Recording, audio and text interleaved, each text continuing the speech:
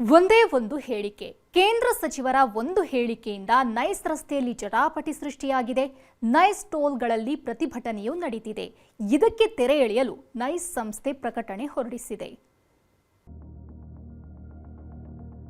ಬೆಂಗಳೂರಿನ ನಾಗರಿಕರಿಗೆ ನಾನು ಮನವಿ ಮಾಡ್ತೇನೆ, ಯಾವುದೇ ಕಾರಣಕ್ಕೂ ಟೋಲ್ ಅನ್ನು ಕಟ್ಟತಕ್ಕಂಥದ್ದನ್ನ ನಿಲ್ಲಿಸಿ. ಮೊದಲು ಈ ಸರ್ಕಾರ ಯಾವಾಗ ಸಾರ್ವಜನಿಕರಿಂದ ಟೋಲ್ನ ದರೋಡೆ ಮಾಡ್ತಾ ಇದ್ದಾರೆ ಅದನ್ನ ನಿಲ್ಲಿಸ್ತಕ್ಕಂಥದ್ದಕ್ಕೆ ತೀರ್ಮಾನ ತಗೋತಿದ್ದೀರಿ. ವಾಹನ ಸವಾರರಿಗೆ ಅದ್ಯಾವಾಗ ನೈಸ್ ರಸ್ತೆಗೆ ಟೋಲ್ ಕಟ್ಟಬೇಡಿ ಅಂತ ಕೇಂದ್ರ ಸಚಿವ ಕುಮಾರಸ್ವಾಮಿ ಕರೆ ಕೊಟ್ಟರು, ಇದೀಗ ಟೋಲ್ ಕಟ್ಟೋಕೆ ಸವಾರರು ಹಿಂದೇಟು ಹಾಕ್ತಿದ್ದಾರೆ. ನಿತ್ಯ ಸಿಬ್ಬಂದಿ ಜೊತೆ ಮಾತಿನ ಚಕಮಕಿ ನಡೀತಿದೆ. ರೈತರು, ಕನ್ನಡಪರ ಸಂಘಟನೆಗಳು ಬೀದಿಗಿಳಿದು ಹೋರಾಟ ಮಾಡಿದ್ರು.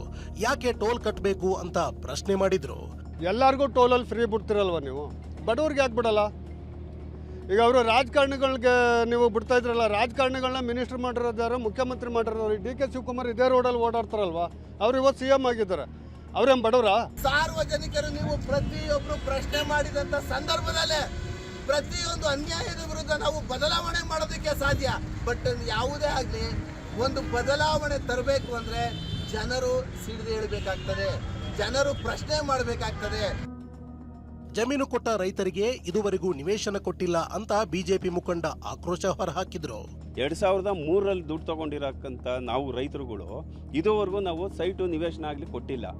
ಇದೇ ರೈತರುಗಳು ಇದೇ ಟೋಲಲ್ಲಿ ದುಡ್ಡು ಕೊಟ್ಬಿಟ್ಟು ನಾವು ಸಂಚಾರ ಮಾಡ್ತಾ ಇದೀವಿ. ಅದ್ರ ಬಗ್ಗೆ ಯಾರು ಮಾತಾಡಿಲ್ಲ. ಇವತ್ತು ಸರ್ಕಾರ ಕೋರ್ಟು ಆದೇಶ ಮಾಡಿದೆ ಕಟ್ಟಬಾರ್ದು ಅಂತ ಹೇಳಿದ ತಕ್ಷಣ ಇವತ್ತೆಲ್ಲ ನಾವೆಲ್ಲ ಹೋರಾಟ ಮಾಡ್ತಾ ಇದೀವಿ. ನಾವು ಕೂಡ ಕಟ್ಟಬಾರ್ದು ಅಂತಾನೆ ನಮ್ಮ ಒಂದು ಉದ್ದೇಶ.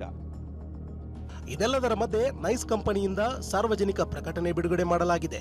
ಕೆಲವು ವ್ಯಕ್ತಿಗಳು ಹೈಕೋರ್ಟ್ ಆದೇಶದಂತೆ ಟೋಲ್ ಸಂಗ್ರಹ ಕಾನೂನು ಬಾಹಿರ ಎಂದು ತಪ್ಪು ಮಾಹಿತಿ ನೀಡುತ್ತಿದ್ದಾರೆ. ಕೋರ್ಟ್ ಅಂತಹ ಯಾವುದೇ ಆದೇಶ ನೀಡಿಲ್ಲ.